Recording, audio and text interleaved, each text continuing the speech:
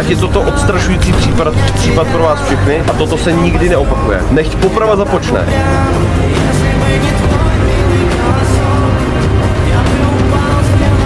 Výborně. Tak, teďko prosím, ať se nic nepokazí, pane bože. Tak to proběhlo hladce, takže já vám moc děkuju za dnešní účast. První, to byl první. Berte si to prosím všichni k srdci, protože poslouchat rozkazy... Co to sakra bylo? Tak. Letí.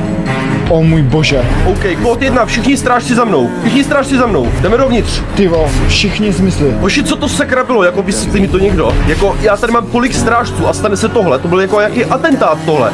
Jako, já jsem tady mohl dneska reálně skončit na XMP, řekne mi k tomu někdo něco. Jako WTF, tohle prostě se nemůže přece jen tak opakovat. A co tady sakra dělá Lakr, ten má být ve vězení. Ale ty končíš. Co